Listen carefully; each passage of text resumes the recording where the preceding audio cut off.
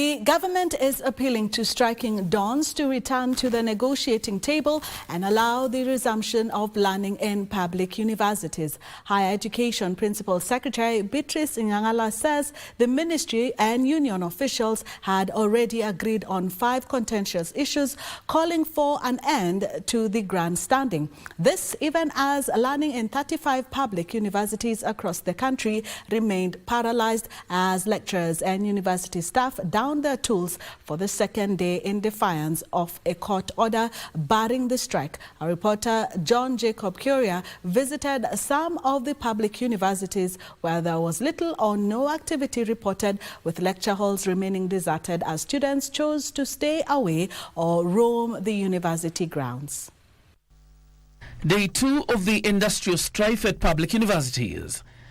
Learning remained paralyzed as lecturers and other academic and support staff sustained their push for the government to implement the 2021-2025 collective bargaining agreement that would see a significant increase in their basic pay and allowances.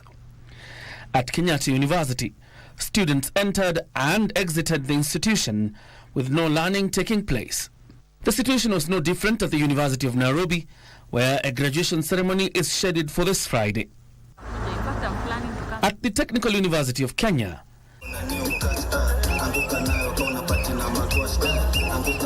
lecturers and staff break into a dance at the university grounds, a pointer to the learning paralysis at the institution. For TUK, however, it is the 3rd week of a strike since they went on strike on the 2nd of September, claiming they have 18 grievances, top of them being remittances to their pension scheme and the increase of their basic pay. Even as we address you now, we have colleagues who have been sued by financial institutions. Faulu, for example, NCB has threatened because the employer entered into memorandum of understanding with such financial institutions. They deduct loans advanced to our members, but they do not remit. The unions say they will stage street demonstrations from Monday.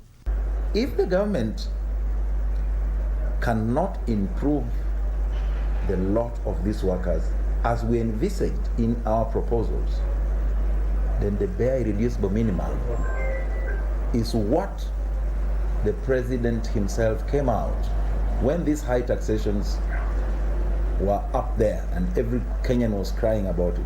He came out and said, okay, for the public servants, I'm going to give you between 7 and 10% pay rise. We must be given a clear roadmap as to how we handle the issue of our pension scheme, which is now wound up. They have accused the Ministry of Labour of attempting to intervene in the labour dispute too late in the day. And when we were even looking at the letter inviting us, it was from the office of the Commissioner of Labour. That we did not accept. We want formal invitation from his office.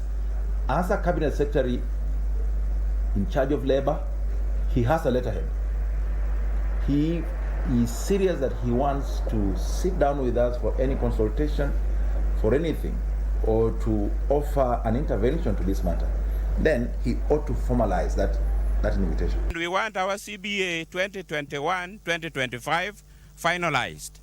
We want also the chapter CBA for 2017-2021 also finalized. But Higher Education Principal Secretary Beatrice Inyangala has appealed to the striking dons to return to work, even as she called on their unions to return to the negotiating table. It is our view, and we are fully persuaded, that our lecturers and non-teaching staff are patriotic Kenyans, and that they'll put the interests of the nation and our students first and reach an agreement with governments with a view to returning to work.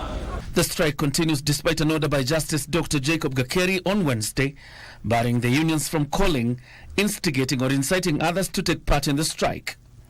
He ordered the parties to continue negotiations with a view to resolve the dispute amicably. John Jacob Kioria, Prime Edition.